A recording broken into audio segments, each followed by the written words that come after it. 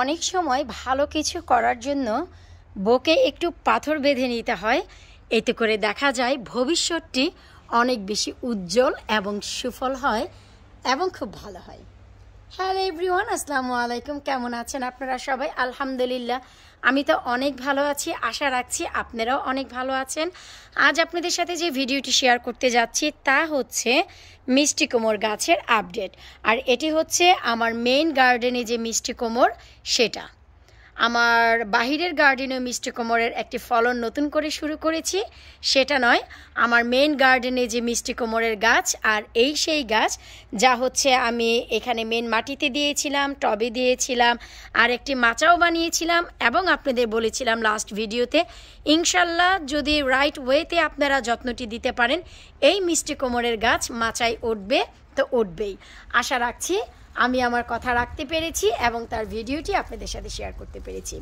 Please আমি এখন যে মিষ্টি কুমড় গাছের তথ্য দিতে যাচ্ছি, ভিডিওটি আপনারা প্লিজ সবার সাথে শেয়ার করবেন, ফ্রেন্ডস ও ফ্যামিলির সাথে, এতে করে নতুনরা কিছু জানার ও শেখার সুযোগ পাবে।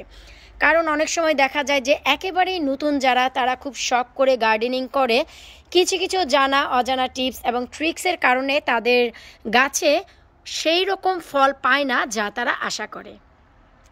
তো চলুন কথা না বাড়িয়ে সরাসরি চলে যাচ্ছি আমরা ভিডিওতে।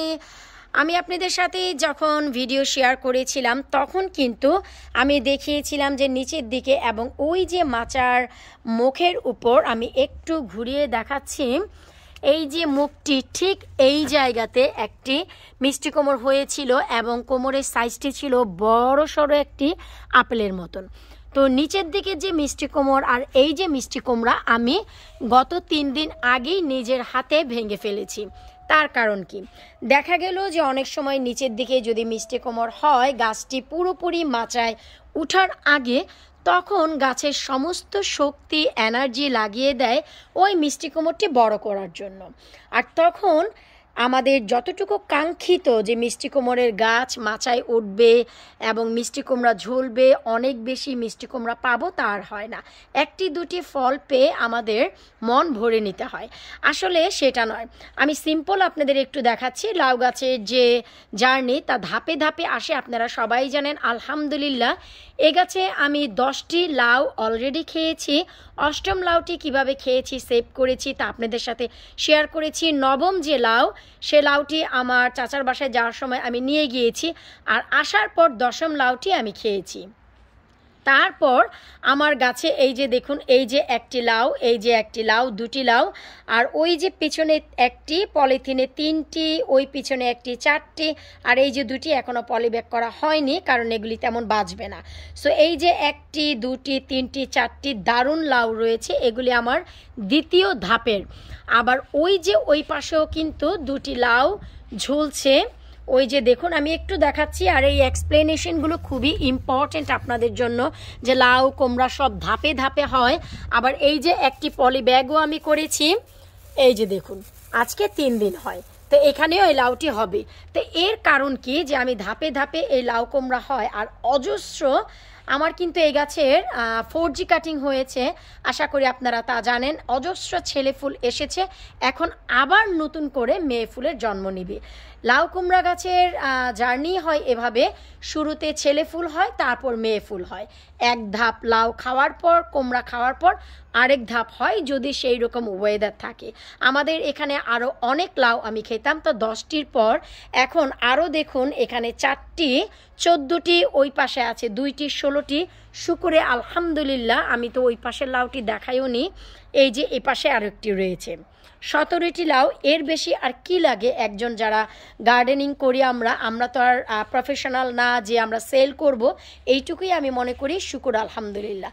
সেম একই রকম আমরা যদি এই মিষ্টি কুমড়ের গাছটি পুরোপুরি মাচায় ওঠার আগেই ওই কুমড়া 2টি রাখতাম, তাহলে কি হতো, সমস্ত এনার্জি ওই কুমড়ায় যেত। সো এত বড় বড় কুমড়াগুলো আমি নিজের হাতে ভেঙে ফেলেছি, ভেঙে ভাজি খেয়েছি। তার পরপরই দেখলাম খুবই দ্রুত হারে আমার এই কুমড়া গাছটি একেবারে মাচা ক্যাচ করেছে, পুরো মাচাটি ভরে গেছে, যেমন কি আমার আশা ছিল। আমি এ পাশ থেকেও দেখাচ্ছি, আবার এই পাশ থেকেও দেখাচ্ছি। এই যে দেখুন, পুরো কুমড়ো পাতা এবং ফুল দিয়ে ভরে গেছে। এখন আসুন যে আমরা কেন কাট করেছি।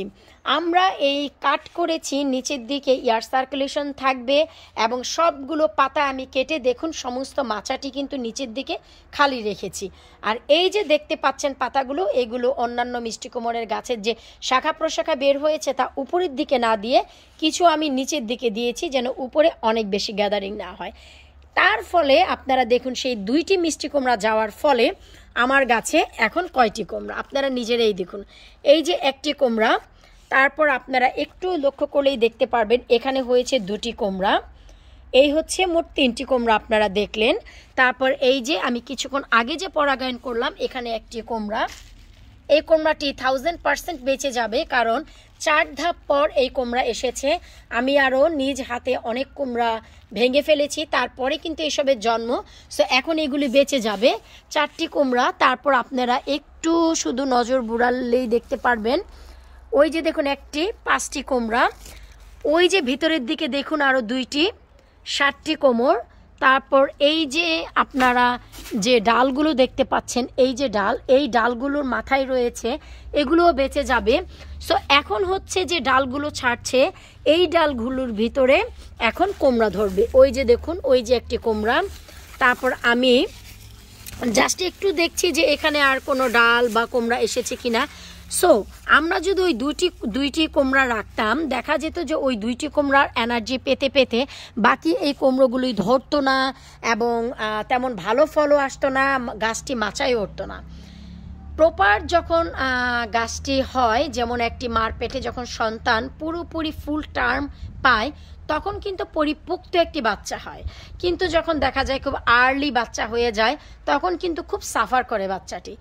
ঠিক তেমনি গাছটি যখন মাচায় ওঠার আগেই আপনারা ফলটির আশা করবেন তখন সেই ফলটি বাঁচাতে গিয়ে সমস্ত গাছটি কিন্তু নেতিয়ে যাবে আর এই গাছের কোনো অস্তিত্বই থাকবে না আর কোনো গাছটি মাচায় উঠবে না। যাক, আপনাদের সাথে কথা বলতে বলতে আলহামদুলিল্লাহ এই যে আরও একটি কুমড়া পেলাম। সো 2টি কুমড়াকে আমি কেটে দিয়ে 9টি কুমড়া কিন্তু হয়েছে। এখনও অজস্র ডালপালা নতুন নতুন বের হচ্ছে। এই যে দেখুন শাখা প্রশাখাগুলো, এই যে শাখা প্রশাখা, এই যে আরও একটি কুমড়া আলহামদুলিল্লাহ, এই যে দেখুন আমি এটি দেখিনি, এই যে আলহামদুলিল্লাহ।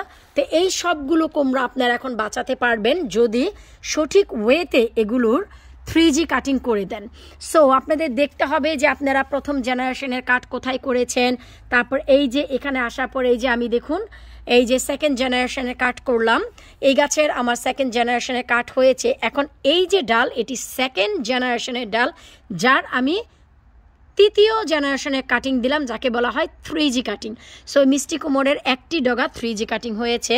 তো আজকের এই ভিডিওটির উদ্দেশ্য ছিল যে আপনাদের বুকে পাষাণ বাঁধতে হবে যখনই দেখবেন নিচের দিকে এত বড় বড় এক একটা কুমড়া হয়েছে, মায়া ত্যাগ করে আপনারা নিজের হাতে ভেঙে ফেলুন, মাচায় উপরে উঠতে দিন গাছটি। যাদের মাচা নেই মেন মাটিতে আছে ঠিক এতটাই আঁকড়ে ধরতে দিন। অ্যাটলিস্ট 2Gর 4-5টা ডাল এবং 3Gর 3-4টি ডাল আসা অবধি আপনারা গাছে কোনো কুমড়া আসতে দেবেন না প্লিজ। এতে করে আপনাদের সফলতা আকাশ ছুবে। আর সবথেকে যে বড় কথা, এবছর ওয়েদার এত ওয়ার্স, তার কারণেও যে গাছ বেঁচে আছে রে ভাই, আমি বলবো শুকর আলহামদুলিল্লাহ। উদাহরণ একটি দিতে যাচ্ছি, জানি উদাহরণটি শুনেও হয়তো বা আপনাদের খারাপ লাগবে।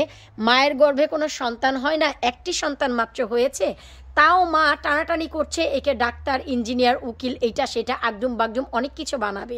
সো এমনই অনেক সময় হয় যে আমাদের এই যে টানা 2 মাস বৃষ্টির পরে যে এখনও ঝিরে ঝিরে বৃষ্টি হচ্ছে, এত বাজে ওয়েদারেও গাছ যে ভাই বেঁচে আছে, মরে যায়নি।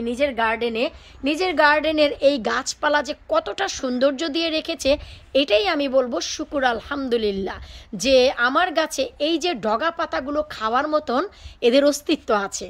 কুমড়া খাই বা না খাই, কুমড়া আরও অনেক খেতে পারতাম লাস্ট 2 মাস যদি টানা বৃষ্টি না হতো। আর এখন অগাস্ট মাসের আজকে 15 তারিখ, আপনারাই বুঝুন যে কি অবস্থা। আর সামার কই আর ফল কই। তো এই যে গাছের ডগা পাতা খাবো, এই ভাই আলহামদুলিল্লাহ আমি যেইটুকু মনে করি, আমার লজিক যেইটুকু বলে, যেইটুকু আপনার রিজিকে থাকবে সেইটুকুই আপনি পাবেন, তার বেশি কোনো দিনও না।